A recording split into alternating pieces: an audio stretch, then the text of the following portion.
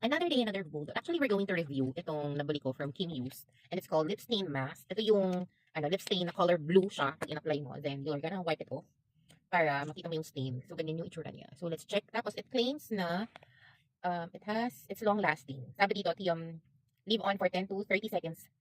Minutes, natural and sexy lips. This fun and, ewan ko ba, ba't walang katuloy? Basta, sabi long lasting daw siya. 12 hours, highly pigmented, waterproof, and smudge proof and transfer proof. So, check natin kung totoo ba itong mga claims nitong Kim Used na lip stain mask. So, yan. So, let's apply it. Ano ba yan? Napaka-dry lips mo, Marjorie. Ito na hinintay mo, Clarissa. Yan. Hindi na ako marunong mag-apply ng ano.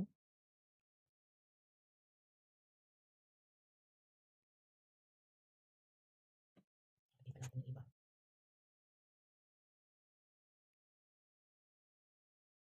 Malamig siya.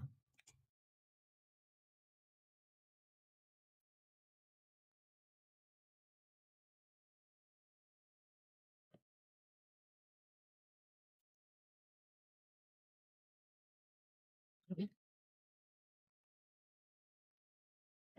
Nilalagay ko siya ng maayos, diba? Feeling ko, carry na to.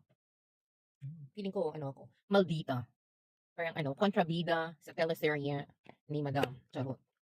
Ayan. So, let's wait for at least mga 30 seconds to a minute siguro para we'll see ano yung effect niya. So, pause ko muna, guys. Balik ako. So, ayan. So, one minute na yung lumipas. So, we're gonna peel it off and we're just gonna wipe it. Ayan. Ay, perfect. Gusto ko yung shade. Yung shade nito is red wine soak. Red wine soak. Ayan. Ayun, perfect. Ayan. Ano ba yun? Shade. So, time check tayo.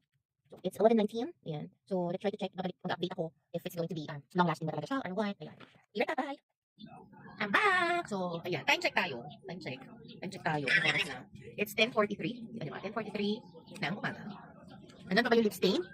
I can still see the lip stain, pero hindi na siya yung talagang super, pigmented, gano'n. So, yeah, it's long-lasting siya. Kasi kumain na ako, nag-toothbrush na ako, gano'n. Tapos, diba? It's already almost 12 hours na. So, ganun pa rin stain. So, that's the part!